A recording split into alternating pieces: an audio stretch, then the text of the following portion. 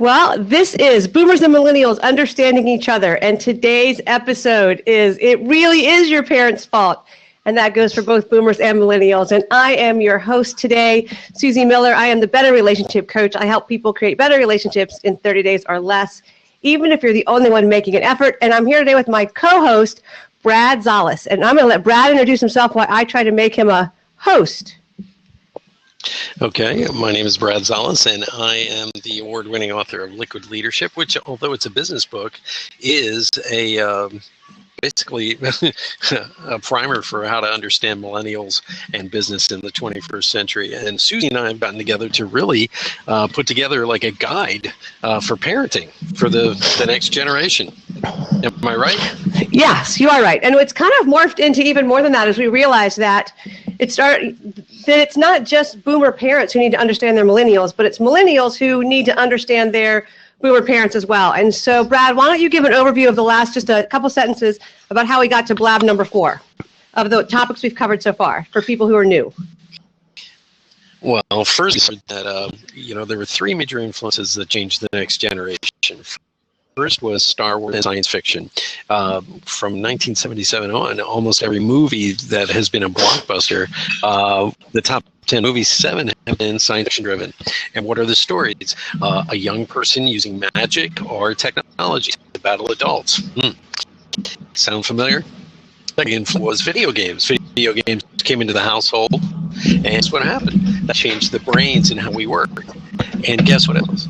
All toys from 1977 on were interactive, and they could interact with kids. It wasn't like television for boomers. We just sit and listen. This was interactive, and now we have a generation that's grown up. They actually get their devices to be interactive. And now we're on number 3, and that is child-centric parenting and child-centric teaching. And that's our lab for today. That is it. Thank you. Brad, you are kind of going in and out. Is that happening to anybody else or just me? What's that? Is anybody else hearing Blab? Anybody else hearing Blab? Brad go in and out? If I go in and out, I definitely hear Susie banging. Because I've been giving you I finally made you a host, so we're really ready to go. All right. Okay. Let's do this. So if you have, what we're going to do is we're going to lay some groundwork to start, and then we're going to open up the seats to talk. So give us just a few, maybe 10, 12 minutes to really lay some groundwork so that we have some sort of constructive conversation today. And so if you would type in the chat box one of a couple of things. Are you a boomer, millennial, Gen Y, Gen X? And if you're a parent, go ahead and pop that in. If you believe that it really is your parents' fault. So basically what we realized is parenting impacted this millennial generation more than any other generation prior because we as boomers, and Brad and I are what we call cuspers, but what we did as parents is everything our parents did wrong or everything we thought our parents did wrong, we didn't want to do. So what happened was, is as everything, the pendulum swung, and we swung way over the other way. Brad talks early on about this story of when when his dad came in and basically said, man up or get out. And that's in our first Blab, if you want to go back and look at that. But basically, the bottom line was we were not really given a voice, a say. You know, I just watched West Wing last night, an old rerun, and there was a kid who came to lobby the White House on child voting, having that privilege. And that only comes from a millennial mindset, because as boomers, we were not given, it was the be seen and don't be heard. Well, if I want you to say something, I'll ask you for it. If I want your opinion, I'll tell you what it is. And so in a huge reaction, we as parents really didn't want to be that way. So there's things like Freud and Jung and Dr. Spock who came in to impact and influence all the ways we wanted to learn to be a different kind of parent. And that radically impacted the millennials who, in my honest opinion, right now, boomers are pretty hard on. And I want to say to boomer parents, and I'm one of them, I have 3 millennial children. I've worked with thousands of boomers and millennials through the years as a counselor and coach, and it is really our fault. And so we can point to our parents and say, well, you were so hard on us, we were so easy on them. So that's really what we're going to talk about. There's a technical name for it. It's called child-centric parenting, and that really, child, world, kid right in the middle. So if you were a Gen Y, Gen X, maybe even, but definitely a millennial, you were the center of your parents' world. If you were a boomer parent, that was kind of your everything stopped for the kids. If you can agree, do the hands up or something. And Brad, pop in and out here. You got it. Well, I'll even do that over again. On my 18th birthday, my Hungarian father came into my bedroom early in the morning, and he said, "All right, according to the law, you're some kind of man now, and you have three choices in this household. First, you can get a job and start paying room and board, or two, you can go to college, I'll try and help you." And I'm like, "What's this, Dad?" He goes, "You can pack up and move out and go live with your pot smoking buddies." And I'm like, but Dad, he goes, "My house, my rules. Oh, and don't tell your mother we have this conversation." And if you can relate to that, give Brad some props. Yeah.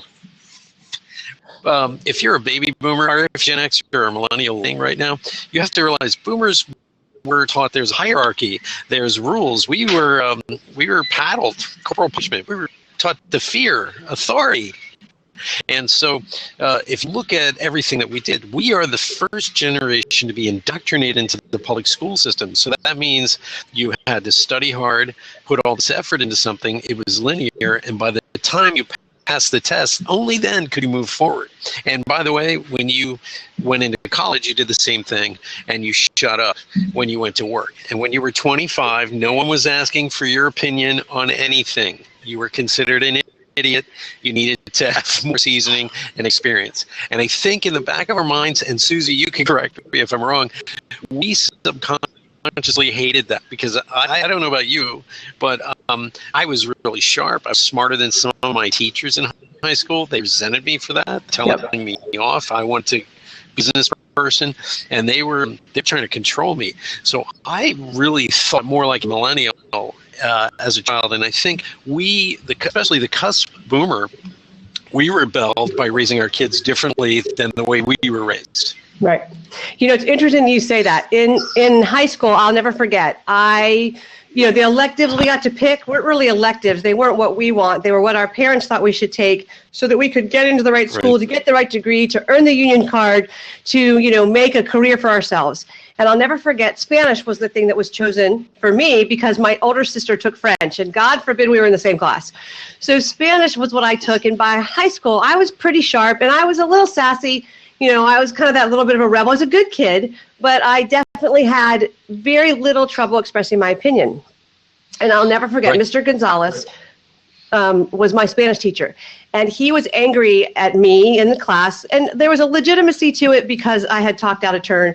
But there was also a frustration on my part because he had downgraded my grade because he was mad at me. There was no wrong answers. And, we're very formula and rule oriented. And I argued with him and said, the rules say if I did the project this way, I would get an A, and you're just giving me a B or a C because you're mad at me. Well, all hell broke loose, excuse my language, and Mr. Gonzalez decided to send a note home to my dad. Now, let me give you a little history. Brad's dad is Hungarian. I'm a first-generation American. My dad was raised in both India and Pakistan, came here when he was 18, was a doctor. Education hierarchy was where it was at. And so getting a note from the teacher, I was like in huge trouble. And I'll never forget, it was Friday night, it was date night, and my dad said to me, "I got a note from your teacher." And he didn't ask me if my teacher was right. He didn't ask me if my teacher was wrong. He said, "The teacher said you were disrespectful. I don't care what the story is. You were disrespectful. You will not be going on your date tonight if you do not apologize to him in writing right now, and then on Monday morning have him sign the note." Well, I had no say. So that really marked me of, I'll never do that to my kids. So fast forward to my kid getting called up on from the principal at school. And my comment was, "Well, what happened?" "Well, tell me, Zach, what did the teacher say?" "Well, that teacher's an idiot." And so the whole thing was totally different. Zach felt like he had a voice, he had a say, and by the way, he picked his own electives. Right. Well, Susie, do you remember when other adults were allowed to reprimand you in public, especially if they knew your parents? Do you remember that? Oh, yeah. Yes. Yes. Yeah. And we were not, it's funny. Oh, go ahead, Brad. I can't hear you. Can you hear me now? I can. I remember being grabbed in the back of the collar by a neighbor and back to my house, because other adults were allowed to reprimand you in public. Right. There was you weren't special. you weren't special. Yeah. Right. But Johnny and Sally were very special. Yeah. So were they not? So our kids were very, very special. Yeah. We elevated them. Who said what? Yeah, it's all about expectations. I think we were expected to remember the school system was based on military, you structure. There was hierarchy. Here, you just sit down, shut up, listen, and the teacher was at the blackboard giving a lesson, and they say, "All right, tomorrow's homework is this, and you better have that homework done." And nobody wanted to hear your unique ideas or any talk back. You had to conform. And then when we went to college, we did the same thing. We studied hard, we moved forward. It was linear, it took time. And then when we went out into the workforce, we were expected to shut up and listen. At 20, you weren't supposed to say anything. And you're supposed to listen and work with your boss and try to find a company you might want to stay with. And then 30, somebody might start listening to you. And maybe by the time you're 40, you might be allowed to talk to the owner or the C-level person at a company. Right. So for boomers is you had to know your place in society. You had to sit down, shut up, and listen to authority figures. And you fear authority figures.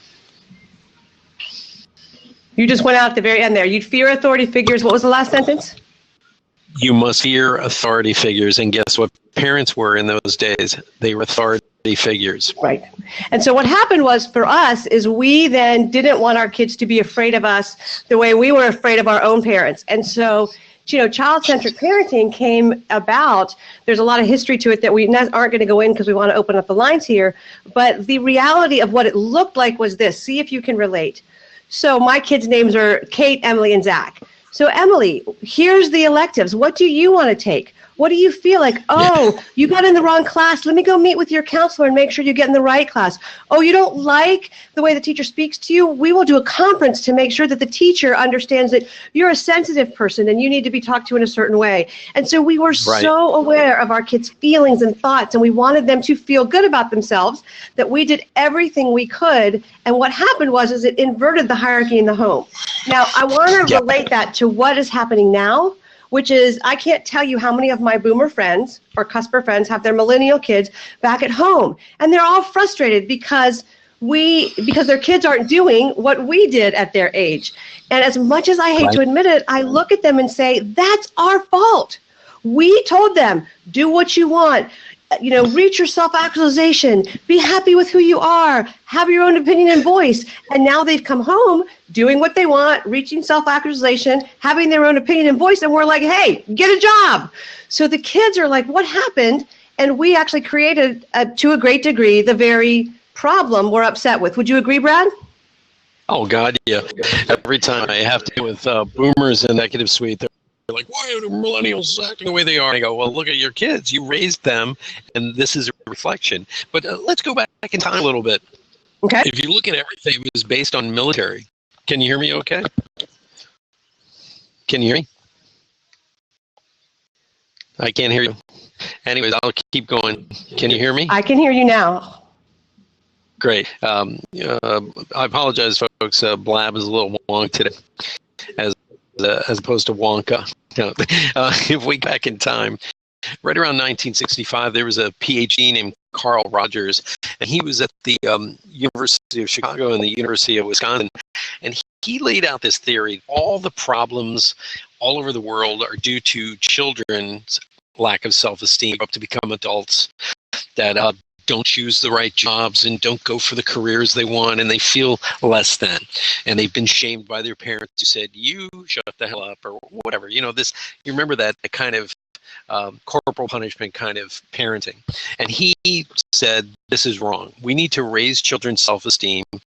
We need to teach them there's right and wrong when you're a kid, and they should just be what a child should be. We shouldn't be forcing anything onto their brains, okay?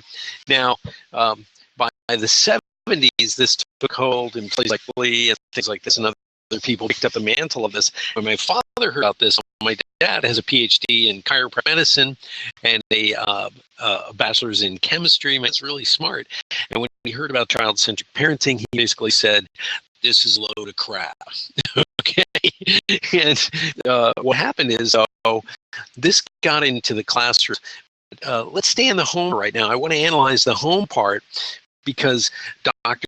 Spock, as you said, Susie, and all expert started to tell us we had to include children now in conversation. Parents are now speaking to children in ways they'd never before, and they were looking at their mom and dad, and they were going, mom and dad was looking at Billy and going, Billy, should mommy and daddy get a divorce?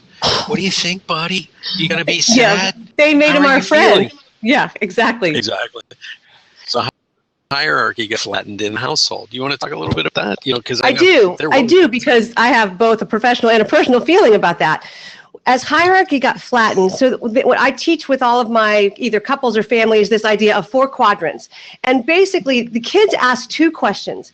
Every child wants to know 2 things. Am I loved, and can I get my own way? And without going into all of them, we're going to do that a little more in our book. Let me tell you the 2 that are the biggest problem. Am I loved? Yes. Can I get my own way? Yes. Creates a tyrant.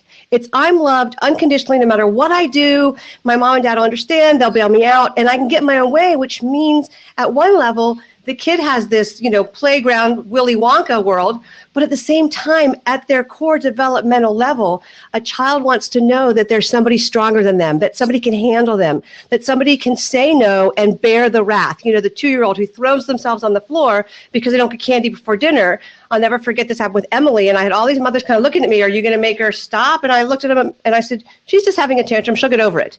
And for me, it was so important that Emily knew, she was a very strong-willed child, that I was stronger, more stubborn, meaner than she was, so she wasn't going to get away with it. And in those moments, Right. She had some ability to rest. Now, no kid ever says, thank you for the limits and rules and restrictions you put on me to help me be a better person. Thank you for not giving me the cookie before dinner. Thank you for giving me a curfew. Heck no. They're like, I hate you. You're ruining my life.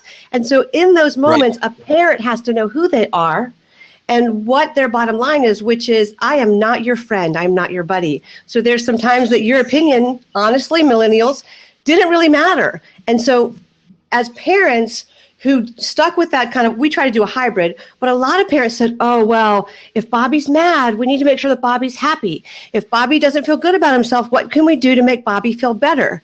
And I know that was unsettling. It felt good in the moment, but it didn't help Bobby learn how to deal with his feelings when they weren't well received. So Bobby could go to school and the principal could be a boomer and he'd be like, sit down and shut up. And Bobby would come home crying.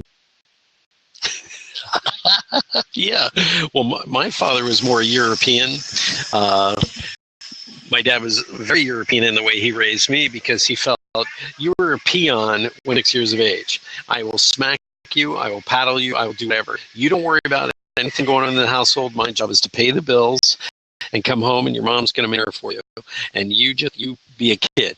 You play. And my father was very disciplined. I had to say yes, sir, and no, sir. I had to make my bed. I had to clean my room. I had to stack everything nice and neat. And maybe by the time I was about 12 or 13, my father had trained me so well to be aware of my surroundings that I could go out on my own a little bit. And when I was 16, I might be allowed to date. Before that, I wasn't allowed to date. And everything was on a rotary dial phone, remember? So I wasn't talking to girls because parents monitored everything. Right. On the big long cord.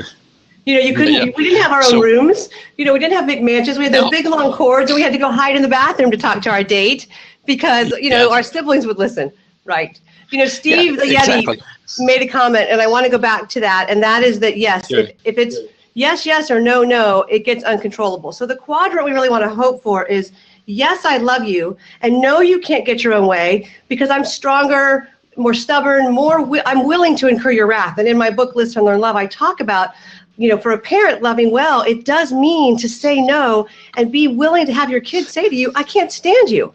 You're ruining my life. And so this whole idea of child-centric parenting, let me give you another example.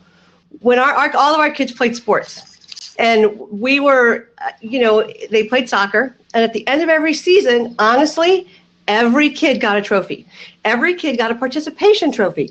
Not a certificate like we got or a high five or aren't you glad you got to play on the team. They got a trophy for showing up. And then the kids who won, got bigger trophies. But every year we had these, so 3 seasons in a year, our kids would get 3 trophies. Suddenly trophies didn't have a lot of meaning because you got them for showing up. Or when you showed up and didn't get a trophy, something was wrong with the system. Do you remember when you graduated once? Once. Okay.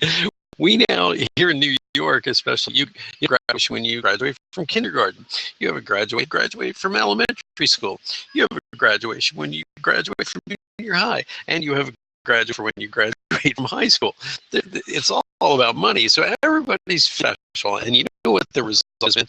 By the way, that picked up Dr. Rogers' work was Dr. Denise Clark Pope. She picked up the mantle for all this. And what we have today is we have criminals with very high self-esteem, and we have people who are proud that they're not that bright. And I'm not putting millennials down. This is what was done to you. You were elevated to this other status. So in some ways, you guys have to work even harder to stand out from the crowd of other millennials.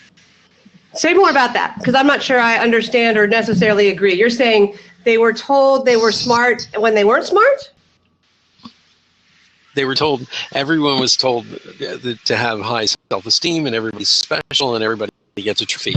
So when everybody got out into the world, we have criminals with high self-esteem and people who aren't that bright who think they're awesome. And I'm not judging it, it's just this is what's happened with our society. When a boomer wasn't that bright or not that talented, they knew they owned that, and they tried to get through life the best they could. But now everybody believes they should be on TV and take selfies and do this. So if you're a really sharp millennial, you're fighting against your own crowd of other millennials. So you really have hard to stand out. Did you hear any of that? I can't hear you, Susie. Yes, I heard all that. I was looking at Steve, the Yeti, who I want you to ask to come live so we can open the seat. Steve wrote, the culture Sure. of congratulating everyone for everything leads to apathy down the line. And so I'm going to let him come in. I don't see him requesting yet. But Steve, if you're there, give me 1 minute. Okay, he's going to come in a minute. Let me say this. I agree. That, go ahead. Hold on, Susie. If you go up, you see all the icons. I do. People's faces up at the top. Steve asked for a minute. Him and you make him a host. He's not ready yet. He's not ready yet. He's going to ask to come in when he's ready. That's okay. I'm reading the chat box. I took a shower. But, oh, good. I could smell you from here. Some of what Steve said is really great, though. We have a whole generation that thinks that they're right to be offended. And this is freaking out boomers, and I'll tell you why, especially in the business world, because when I actually had a friend call me up, and he said, my nephew's 24, got his master's degree, he was working at this company for about a month, and he quit because he didn't like the way his boss spoke to him. And I was like, wow, and they don't, stick around. But here's the problem, Dave. This generation will leave in mass, and all of a sudden you have an empty office if you don't treat them right, and making Gen X kind of angry because they did everything right to make boomers happy. Now millennials are getting all the attention, and I think the smart and sharp millennials, they know that all this stuff was BS. They want to be seen for their contribution and their hard work. The problem is most companies don't know how to spot them. That's a problem. So they're treating all millennials the same, but they're not all the same. And that's why we can't stereotype, but we can say, here's some patterns that help get them to that point. So let's continue with what we're talking about, Susie. Go ahead. No, I think it's really important. Okay, Steve's trying to come in. I'm going to open you in, Steve. He's a millennial marketer. And now I've lost his little, hey, Steve, how you doing? Hey, I'm good, thanks. Can you guys hear me okay? Here he comes. I can hear you okay. It's great to have you here. And before you say anything, I want to make one comment from us as the hosts. We love millennials. Steve. We love boomers. There's nobody who is all right, all correct, or all incorrect. So please don't hear us as slamming you if you're a millennial or slamming you if you're a boomer. We're really about picking apart and really understanding what happened. So Steve, you had a really good comment over here about the culture of congratulating everyone. Do you want I think it's something I found. I'm 21, so I've just graduated university, and I don't know if it's necessarily quite the same in the US, but I know in the UK here we are, you're given a medal no matter what place you come in the race. We don't always have the smart kids and the not so smart kids now. Now you have set green, set blue instead of first step, second set. This kind of thing. It's everyone's built up to be special. Everyone's told they can do whatever they want.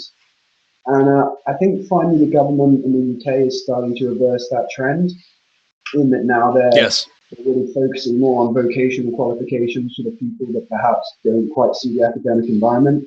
But for a good 6 or 7 years, definitely while I was in what would be high school for you guys, everyone was told, you go to university, you get a degree, you're going to come out and you're going to have a great job. And now on the other end of that, I'm lucky. I've come into a good job. I got a decent degree, but I know so many people who are my age or a little bit older who are completely apathetic because they've gone through this experience. Yeah. Do you feel like you were tricked or you were lied to? That there was like this idea of here's what happened for us, so it'll happen for you? Yes and no. I think there's definitely a feeling among my generation that the Generation X's and maybe the boomers don't quite get it, in that you guys, again, this is from a very UK perspective, but I think it translates. You know, you could work the average job for 10 years and you could own your own house. Well, my generation, we can't do that. We will never do that. If you No. Well, you know what's interesting? I'm hearing this from other millennials, Steve, where they're looking around the member of their own generation and kind of going, yeah, am I the only one who gets it? You know, I know a lot of millennial business owners who don't like working with millennials. It's kind of interesting. And at the same time, you brought up something that I find very interesting, and that is, and boomers don't get this. I hear boomers bitching all the time. When are they going to get a job? When are they going to just, you know, governments all over the world have printed money to the point where you can't get ahead anymore work unless you're making 200 grand a year. That dream of owning a house is over. Living comfortably. So yeah, I hear you. It's not easy. You know? Well, and it's interesting to me, you know, Steve. Do you go by Steven or Steve? Oh, I don't mind.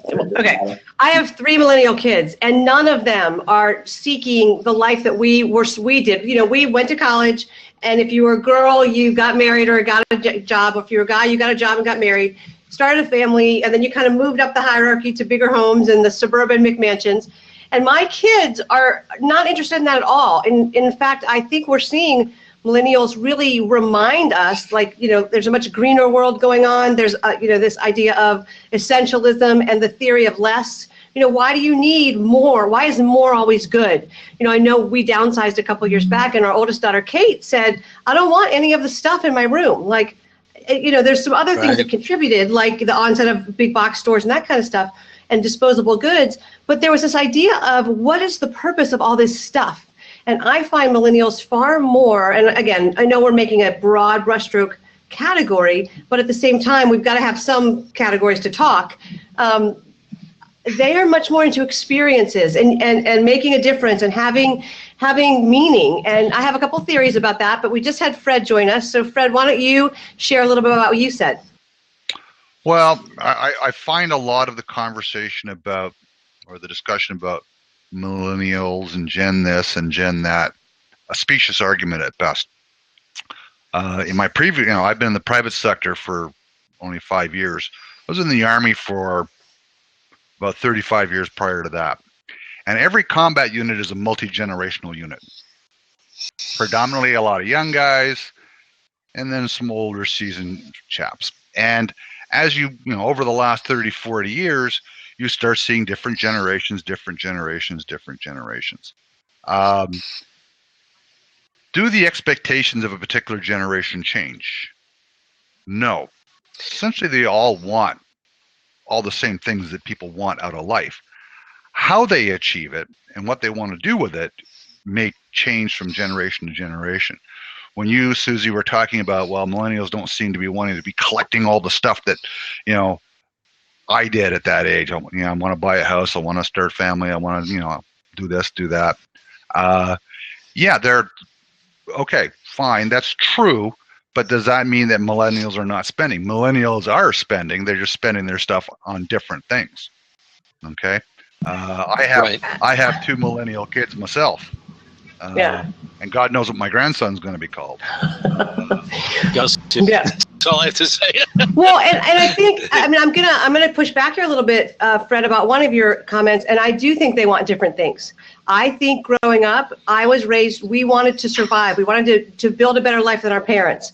And it could be that I live in the DC area, but so many of the millennials that I know and work with, they had a relatively good life. They didn't want for things. They weren't raised by Depression era grandparents or parents. And so they have, in my mind, a bigger view of the world. They're raised in a global world, so they have more idea of what's possible. And so they don't want what we wanted in the same way. I'm not saying they're not spending money and they're not engaged in the world, but they're looking at the world before them and they're saying, what can we do different? What can we do better? And I do think it is a very different mindset, mostly because of the postmodern shift that our entire world made. Brad, what do you think? Yeah, I would take some issue with that. I think every generation has wanted something better from the world. Yeah. Oh, I Sure. Just define. Fred, let me jump in here real quick. I used to think that millennials were just like every other generation as well, except two things. They've been raised completely different, and that's affects their brains. The way they were raised with video games and interactive toys and things like that has affected their physical brains. They don't have the same brains as us. The second thing and third thing is they have money and they have power, and that power comes from a skill set boomers really aren't capable of doing. And I'm going to get to another point, that is this. Steve brought that up. In the military, they noticed that a lot of millennials were dropping out because when they got yelled at, they quit boot camp. So the military had to actually change when you went into the military, Fred, it was hierarchy, structure, command, and all this. Well, now it's role models. Commanding officer now goes through boot camp with the recruits. Yeah, that's right. That's not true. Paydoc doesn't do that in the States, and we don't do that up here. That is a bit of a popular misconception.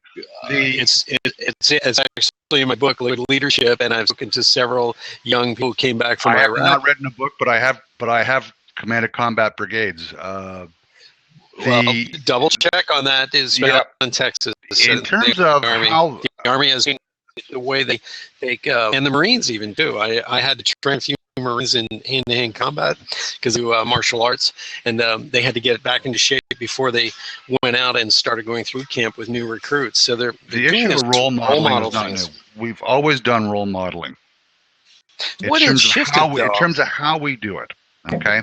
And we've always adjusted our training programs and our professional development programs to address the particular group needs that we had in any time in the last 35 years. The only time that certainly in the U.S. Army where it certainly thundered in big time is when they had that whole motto of "we're an army of one." Okay, that lasted like 18 months, and someone said that is completely against our institutional ethos and values. Right. What I'm saying in terms of millennials, and I employ quite a few of them right now, their personal expectations of what they want out of life is different than my generation and the previous generations. Mm-hmm. They will engage more because they have the ability to engage more. Okay, right. They have a freedom of choice of information which previous generations did not. But in terms of their expectations of leadership, what they want from a value perspective, from a vision perspective, from a unity of purpose and action perspective, is no different than any other generation. Okay, Fred, I'm going to interrupt you there for a second and ask Steve, our millennial who's actually on the call, to address that, because again, we don't want to make we have to create some broad brushstrokes to have conversation, and there's always outliers. But Steve, what are your thoughts as with what Fred is sharing? I agree with some of it, and I have to say, as you're saying, it's broad brushstrokes because the millennials I know, we really cross so many boundaries. There are. Sorry, am I echoing at all? Because this might. A little bit, yeah. It's okay, yeah. Okay. It sounds muffled. I know. Pull the mic up closer to your mouth. Is that better or worse? A little better. Okay. Some of the people I know who are my age have completely almost dropped out of society. The access to the internet, all the information they could ever want, it's become overwhelming. and they have this culture of you can do what you want. There is no authority. These are the people that with the best will in the world. They're hippies. You know, that phrase isn't used so much these days, but that's essentially what they are. On the flip side of the coin, I know 20-year-old, 21-year-olds who are already heavily investing all the money they've earned since 15 into the stock market and playing that kind of thing. I think the biggest difference we have is the idea of thriving is no longer that building a family, building a house, and there's no defined path towards being successful anymore. Success is defined in a much, much broader way, if that helps at all. That's a good point. Their definition of personal success is different, but their life expectations may not necessarily be different. How they define success is different. That's a great point. That's a great point. And I think that's a better, clearer way to say it. And so thanks, Fred, for, for challenging us. And then Steve for giving the input, because I think we're all on a similar page. And I do think the military is different than the general population, and thank you for your service. But I think the way you said that, everybody wants some level of success. And if you go to Maslow's hierarchy, when you have your basic needs of, food and clothing, and you move up the pyramid, the top is that self-actualization. And I do think you're right, Fred, we all want that. At the same time, as Steve said, we go about that very differently. What that means to me, self-actualization wise, has a very different set of parameters than what our kids might be defining it as. And I do think parenting, postmodernism mindset is a huge thing. They're the first generation to be raised in a totally postmodern world. And that is as different as when we moved from the Renaissance age to the modern age, Enlightenment and industrial. And the second thing is I do think our parenting impacted them because we were asking them self-actualization questions at a much younger age than we were asked. So there was an idea of, I have thoughts and feelings that matter. Yes, I would agree with that. I think the other thing I would add to that, again, adding a military perspective, but also from my business perspective, is that millennials are far superior to our generation in terms of how they manage information. And I'll give you an example from both my tours in Afghanistan, even going back as far as Bosnia. In my generation, back in the 70s, if I had the access to information on the battlefield that these young guys have today, my brain would have exploded. Yeah.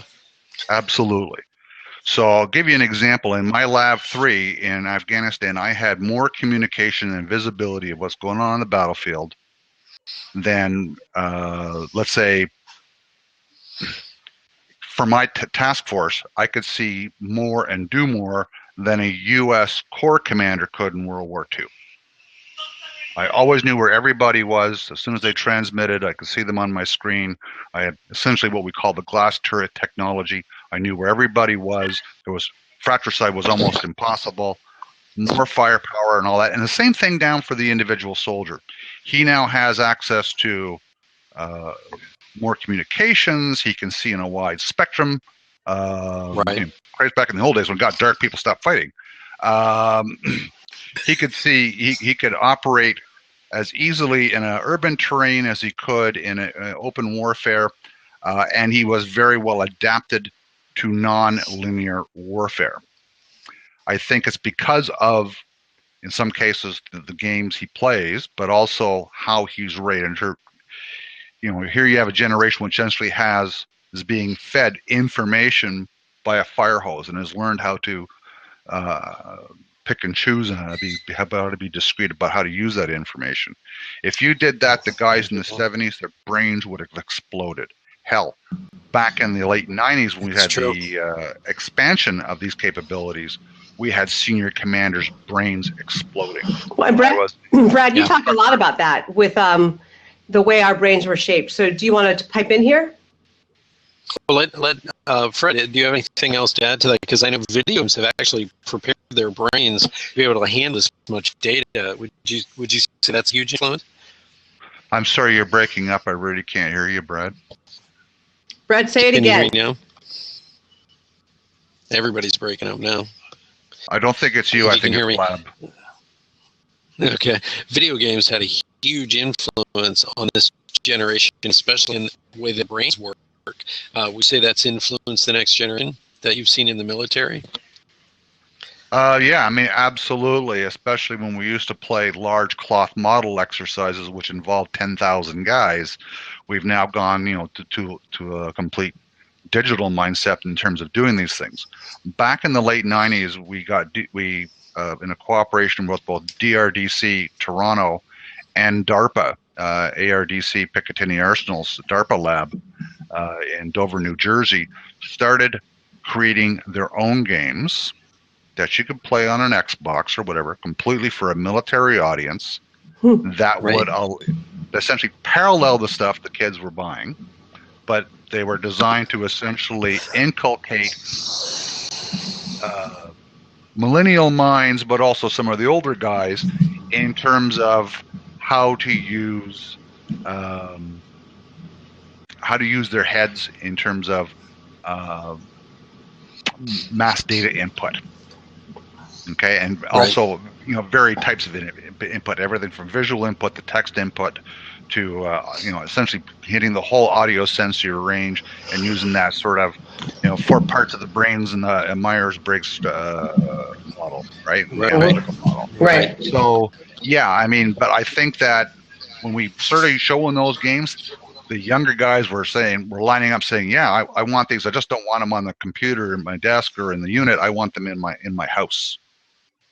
Give me a good example. Yes. The British Army had a really great idea for their Warrior APC, okay, their armored personnel carrier. They came up with this outstanding gun system. Okay, all you have to do is point, shoot. You have to think about a target. You hit a screen 3 or 4 times and just say engage, and it would start engaging. And it was called the Varden gun system. So they came up with a simulator for it back in the early 90s. Nobody wanted to use it. Some enterprising guy put it in a video game console, like the kind you see in arcades. Put it in the junior ranks mess, and guys were plopping in, their equivalent to quarters, and to play the damn thing. They were lining up for it. So what was the lesson there? What was the lesson there? Make it look like a game, build it, and they will come, right? If you make it look like work, the young guys go, no, man, that's like work. I'm really against that. Okay, fine. Brad or Steve, do you have any thoughts? Let's jump in with one thing. When you brought up Maslow's, a hierarchy of needs, millennial need Wi-Fi on there, just so you know. I don't think that's a millennial thing either. I mean, I pick and choose my coffee shops based on free Wi-Fi. Absolutely. But I do think you have a great point about the amount of information that they take in and how much they can assimilate at the same time. I mean, talk about a whole new way of multitasking. And I've definitely called my kids on the carpet on this, where they'll be doing their phone, they'll have music on, and they'll be studying. And I'm like, how can you be paying attention? And they can boom, boom, boom, get it all out. So it's almost like you said, their brains are far more developed than ours, and it does make a huge difference. Right. The challenge I have in business and in the military in terms of how they process that information, because they're very good at processing it. Mm-hmm. At the end of the day, what they're doing with it. Okay, so separating what is tactically decisive versus what is operationally responsive versus what is strategically relevant. And this is not necessarily a millennial thing. Mm-hmm. Generally as guys get older and seasoned, regardless of how they get their information, their ability to, as we say, pick the fly shit out of the pepper. Right. In terms of what is tactically decisive versus what is strategically relevant, that's a seasoning thing. Right. Experience, right. The problem is that when you're in this digital battlefield, the young corporal who screws up is now screwing up on CNN. So making them understand that strategic relevance versus what is tactically decisive issue. They're very good at processing the information, but at the end of the day, what do you do with it? Okay. And that's not a millennial thing. That's a seasoning thing. That makes sense. Exactly. Steve, do you want to? I'm going to open up the lines here again. So because I think if you want to pop on, please go ahead and type in the chat box so I don't close people out. But Steve, do you have a response or thoughts? Because you were like shaking your head as Fred was talking. It sounds like there's a good thought there. Nodding and shaking. There's I think it's very true people in my generation can assimilate a whole huge amount of information. But when it becomes to retaining and analysing that, I'm not sure we're necessarily quite so good as the generations before us. People have got so used to having information on hand the whole time that I see plenty of intelligent young people struggle the minute they're away from their computer or they're away from their phone. You mean to make a decision? Yeah. I see. Well, then This could just be because they're my age. That's a seasoning thing too, I would think. Yeah. well, I can jump in and answer. We went from child-centric parenting, which hierarchy in the household, which made parents peers and friends. But there's another part to this. When millennials went into the school system, they were encouraged to call their teacher by their first name, and they started collaborating instead of just sitting there shutting up and listening to the teacher. So the teacher also became a peer, and the hierarchy flattened. The one thing I have to do in corporate America is teach millennials how to make a structured decision that has to do with an individual ideology that has to happen now. Like fire somebody today. Right. It's collaborating about firing somebody. You know what I mean? Yeah. I think that's what Steve was kind of driving at with respect to the fact that and correct me if I'm wrong here, Steve, there's so many options. There's so much information. There's so many possibilities that narrowing down on one of them feels difficult, and there's a realization of that you're shutting the door on all these. And, I don't know that we had that many options that we were aware of. You kind of were in your track. Would you agree with that? Definitely. Yeah, a lot of people tend to seem to want all the information all the time. They lose the ability to be decisive. That's something I've observed among my peers. People will have all the information they need to make a decision, but they'll put it off, they'll want more and more and more. Right. And in the end, it achieves nothing. The same decision could have been made hours ago, but because they're used to having a handheld, they're used to being told that there can't be a wrong decision. When they're told that, when they're put in that point where actually no, now it's you make the decision, what's right or wrong. Suddenly they're completely out of their mind. They don't know what they're doing. The challenge of teaching cogent decision making or timely decision making and making reasoned choices is not specific. Not specific to millennials. When we were instructing young leaders 30, 40 years ago, critical thinking skills were always a challenge. I think that's more an issue of seasoning. I'd like to see how millennials are going to react 20, 30 years from now as they become seasoned leaders and decision makers. As a matter of fact, I see the future as being very bright here because we're going to have a generation that is going to be able to handle, what we call complex adaptive systems theory, right? My generation had a tendency, especially in my previous generation, had a tendency to see complicated and complex as the same thing. Right. Where they are, in fact, fundamentally different things. Complicated is bad. Complex is not good or bad. It's merely the state complex. of Right. And I would agree with you, Fred. I feel like, and please, I hope anybody who's listening to this doesn't hear us slamming millennials. I think they're amazing. I mean, I think part of the things that parents are struggling with is they're watching their kids have opportunities that they didn't have. And there is that idea of both a judgmental side and a jealousy side. Because, people ask me if we have grandchildren yet. My daughter's been married, our oldest, for 7 years. And I'm like, no, my daughter's having fun. She's having experiences. She's made a really different decision than we have. And I think the ability to think beyond and make the decisions is kind of what Brad and I are really trying to focus in on here, because they were given permission to do that as they were growing up. And I don't believe that. I was smacked across the mouth if I spoke up. And even at 25 in a corporation, I was told to basically shut up. And today that's very millennials have been encouraged to speak up, put their mind out there, and show their talents. So they walk into a corporation with an MBA at 24, and they walk up to the CEO and they say, "Hey, Chet, I'm going to show you how to run this place." They can't stop that, flattened hierarchy in their mind. Great.